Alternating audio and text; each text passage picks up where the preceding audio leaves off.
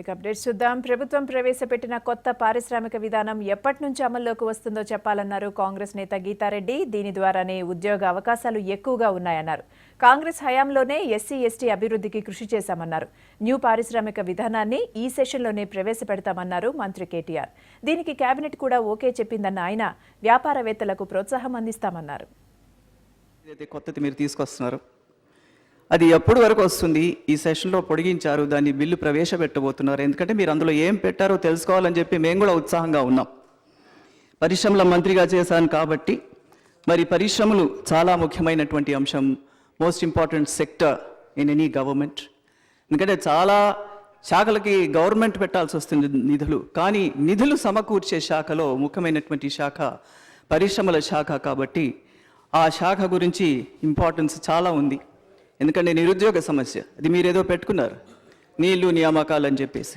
Employment జనరేషన్లీ దీనిలో ఉన్నంత అవకాశాలు దేంట్లో ఉండవు. కాబట్టి ఇంకొక విషయం, ఎస్సీ ఎస్టీలను కించపరిచింది అని చెప్పేసి, correct me if I'm wrong, ఒక సభ్యులు అక్కడి నుంచి బాలరాజ్ గారు అనుకుంటాను మాట్లాడడం జరిగింది. ఏ విధంగా కించపరిచాం అధ్యక్ష? ఇక్కడ నా పాలసీ, మేము తెచ్చినటువంటి పాలసీ 2005 to 10 కానీ 10 to 15లో కానీ మేము చేసినంత ఎస్సీ ఎస్టీలకు అంతవరకు ఎవరు చేయలేదు. మీరు మాకంటే బాగా చేస్తారా? చేయండి, సంతోషంగా ఎస్సీగా నేను అంటాను, బాగా చేయండి. మేము చేసినంత దానికి 10 రెట్లు ఎక్కువ చేయండి. కానీ మేము చేయలేదనడం మాత్రం తప్పు.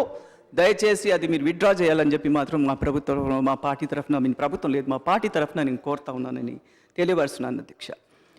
ఎస్సీలకి 35% ఇన్వెస్ట్మెంట్ సబ్సిడీ మేము రేస్ చేస్తాం అధ్యక్ష, ఏమీ చేయలేదని కాదు. మహిళలైతే, ఎస్సీ మహిళలైతే 40% ఇన్వెస్ట్మెంట్ సబ్సిడీ ఇచ్చాం అధ్యక్ష.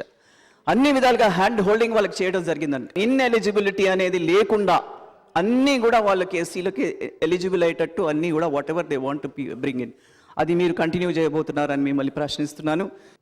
డిక్కీ అనే ఒక సంస్థ ఉన్నది అధ్యక్ష. మొట్టమొదటిసారి ఫిక్కీ ఉంది, సిఐఐ ఉంది, అశోక్ శ్యామ్ ఉంది, ఎన్నెన్నో పెద్ద ఫ్యాప్సియా ఉంది. కానీ దళిత ఇండస్ట్రియలిస్ట్ గురించి ఫస్ట్ టైం హిస్టారిక్గా బాంబేలో స్టార్ట్ అయింది, ఇప్పుడు హైదరాబాద్లో కూడా నడుస్తూ ఉంది, మన స్టేట్లో కూడా చాలా చక్కగా నడిపిస్తున్నారు వీళ్ళంతా.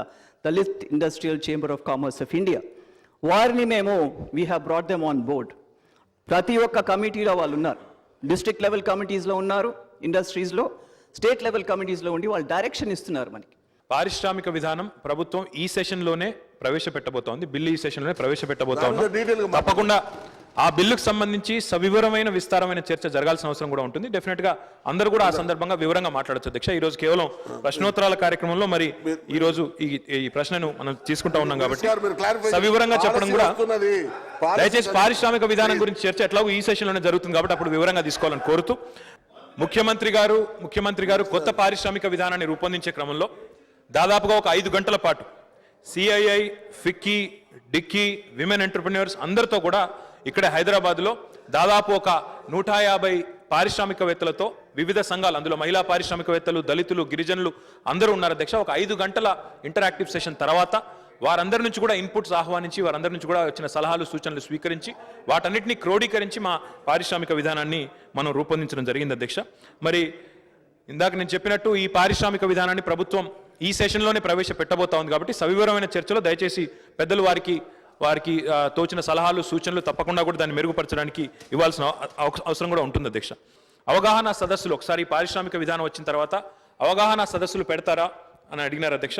అవగాహన సదస్సులు కేవలం మన రాష్ట్రంలోనే కాదు, దేశంలోని వివిధ రాష్ట్రాల్లో మొత్తం అంతటా కూడా పెట్టాలన్న ఒక ఆలోచనలో కూడా ప్రభుత్వం ఉంది అధ్యక్ష. దాంతోపాటు ప్రపంచవ్యాప్తంగా కూడా కొన్ని రోడ్ షోలు కూడా నిర్వహించాలి, పెద్ద ఎత్తున పెట్టుబడులను తెలంగాణ రాష్ట్రానికి ఆహ్వానించాలనే ఒక గట్టి సంకల్పంతో కూడా ప్రభుత్వం ఉందని చెప్పి కూడా తెలియజేస్తూ, ముఖ్యంగా దళిత గిరిజన పారిశ్రామికవేత్తలకు సంబంధించి తప్పకుండా ఈ ప్రభుత్వ సంకల్పం మీకు ఒకసారి పారిశ్రామిక విధానం చూసిన తర్వాత అర్థమవుతుంది. మరి వారికి కేవలం ఇన్సెంటివ్స్ ఈ పాలసీలో పెట్టడమే కాదు, తప్పకుండా తర్వాత వారికి అవగాహన కల్పించడం, వారికి డెఫినెట్గా మార్జిన్ మనీ కూడా ప్రభుత్వమే కట్టే విధంగా కొన్ని అద్భుతమైన కార్యక్రమాలు